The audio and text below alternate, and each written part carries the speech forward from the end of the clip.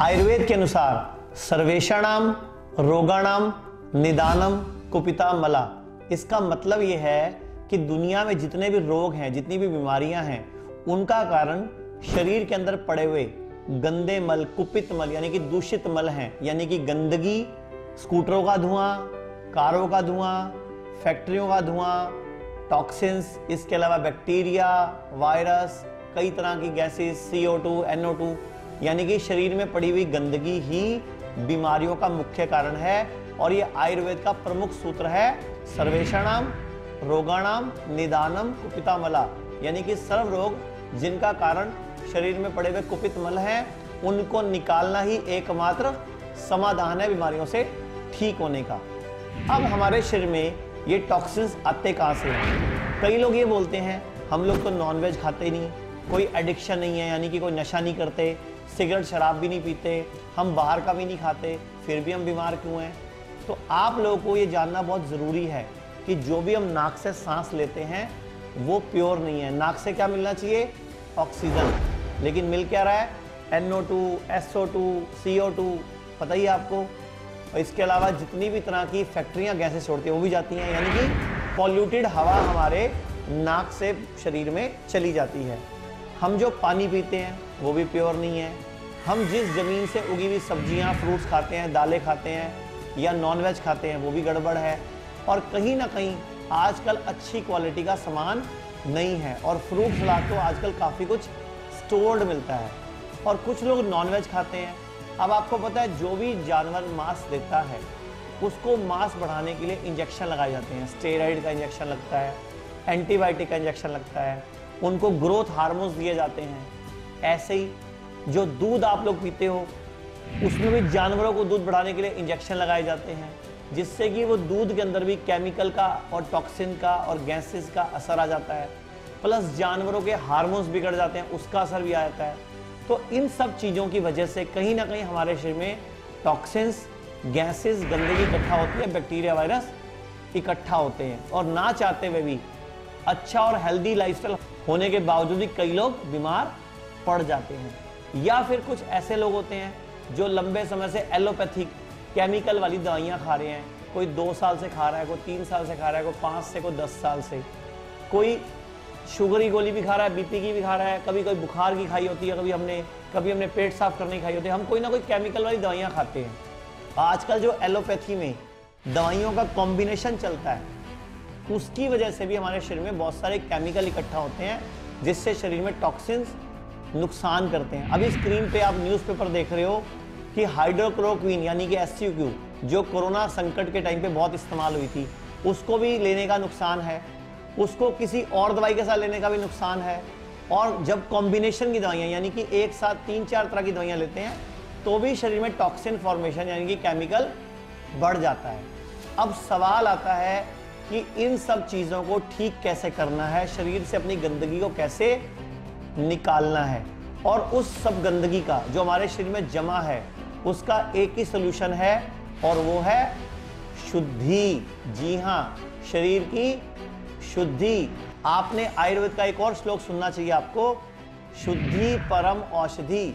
यानी कि आयुर्वेद ने हजारों साल पहले कहा था कि दुनिया में शुद्धि नाम का जो शब्द है वो परम औषधि है। इसी के लिए हम लोगों ने डॉक्टर शुद्धि पैकेज, जो कि इम्यूनिटी पर काम करता है और बॉडी के डिटॉक्सिफिकेशन पे काम करता है, वो हमने एक नया कंसेप्ट, एक नई टेक्निक, एक नया मॉडर्नाइज सिस्टम तैयार किया है, जिसके द्वारा हम रोगियों के शरीर के अंदर की, आंतों के अंदर की, लीवर के अंदर की, किडनी के अंदर की, उनके अंदर जितने भी टॉक्सिन्स हैं उनकी हम क्लीनिंग करते हैं। शरीर से हम सारी इन चीज़ों की शुद्धि करते हैं। आपको मैंने एक वीडियो दिखाई थी, फिर दिखा रहा हूँ। मेरी स्क्रीन पर वीडियो चल रही है कि कैसे आंतों के अंदर कितना पुराना मल है उसके अकॉर्डिंग बीमारी जमती है। ये देखो, हल्का पीला मल है, ये कीड़े वाला मल है, ये मल डार्क है तो इनको कैंसर हो गया। ऐसी मल पुराना हो जाता है, जम जाता है, इसमें टॉक्सिन्स पैदा हो जाते हैं, इसमें वायरस पैदा हो जाते हैं, बैक्टीरिया पैदा होते हैं, कीड़े पैदा हो जाते हैं, सूक्ष्म जीव पैदा हो जाते हैं, तो हमें बीमारियां आती हैं। तो मैंने आपको बताया था शरीर की सबसे छोटी इकाई क्या है? कोशिका। और जब कुछ कोशिकाएं मिलकर एक ही काम करती हैं तो क्या बनता है? ऊतक। और कुछ ऊतक जब इकट्ठे होकर काम करते हैं तो बनता है अंग। तो अंगों को, ऊतकों को, टिश्यू को, हमारे कोशिकाओं को साफ करने का यही आयुर्वेद का प्रयोजन और सिद्धांत है कि शुद्धो देहा मनुष्य यस्य सजीवति वर्षतम, यानी कि शुद्ध देह वाला मनुष्य 100 वर्ष तक स्वस्थ सुखी जी सकता है। हाँ, हम सब लोग 100 साल जीने के लिए आए हैं, लेकिन अगर आपकी नेचुरल मौत होनी है तो 100 पर होनी है।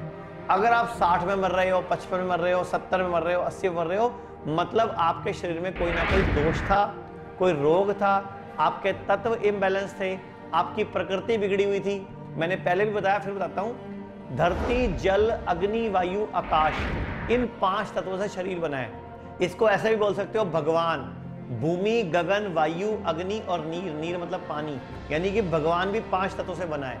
और गॉड बोलते हो कई लोग, तो गॉड का मतलब क्या है? G for generator, O for operator और डी फॉर डिस्ट्रॉयर कह लो या डिमाइजर कह लो, यानी कि भगवान यानी कि गॉड। भगवान मतलब भूमि, गगन, वायु, अग्नि, नीर मतलब जल। ऐसे ही हम बोलते हैं, इसी को बोलते हैं सृष्टि, इसी को बोलते हैं परमात्मा। यानी कि जो बाहर की सृष्टि और अंदर की सृष्टि है, इसको एकाकार करने का काम आयुर्वेद करता है। आयुर्वेद क्या कहता है कि आयुर्जमा वेद, आयु को संपूर्ण रूप से जानने वाला वेद, विज्ञान ही आयुर्वेद है।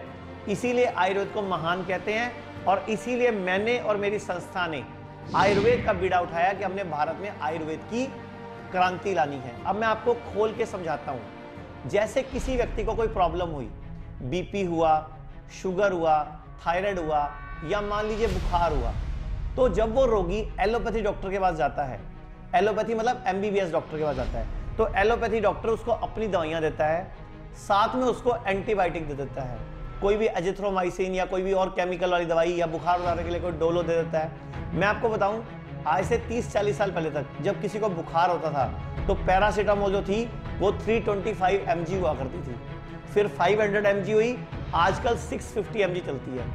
तो आप खुद समझ लीजिए दवाई की डोज डबल हो गई, तो बॉडी को नुकसान भी और डबल होगा ना। अब मैं बोल रहा हूँ, बीपी हुआ, शुगर हुआ, जोड़ों का दर्द हुआ, लीवर खराब हुआ, किडनी फेल हुआ, या कुछ भी हुआ, तो जब कोई डॉक्टर एलोपैथी के पास जाता है तो एलोपैथी वाला उसको अपनी कोई दवाइयाँ देगा या एंटीबायोटिक देगा, या उसको अगर किडनी फेल है तो डायलिसिस बताएगा, अगर उसका हीमोग्लोबिन कम है तो उसको हीमोग्लोबिन बढ़ाने की हीमअप देगा या कोई और गोली देगा, बीपी है तो कोई टिनोलोल, टेनोरिक या कोई और दवाई देगा, शुगर है तो कोई ना कोई शुगर की दवाई देगा। ये सब दवाइयाँ रोग को दबाने की थी। डॉक्टर ने एक बार भी नहीं सोचा कि ये बीमारी आई क्यों। एलोपैथी वाले कभी भी बीमारी की वजह पर, जड़ पर काम नहीं करते। यही वजह है कि थोड़े टाइम के लिए जो पेशेंट है, व्यक्ति है, उसकी बीमारी तो दब जाती है, लेकिन कुछ समय बाद कोई नई बीमारी उसके सामने आ जाती है, क्योंकि एलोपैथी दवाइयाँ बीमारी के लक्षणों पर काम करती है, सिम्टम्स पर काम करती है, उसकी जड़ पर काम नहीं करती। और एलोपैथी दवाइयाँ थोड़े समय के लिए बीमारी के लक्षण ठीक कर देती हैं, रोगी को लगता है, पेशेंट को लगता है वो स्वस्थ हो गया। और यही कंसेप्ट गलत है और खराब है एलोपैथी का।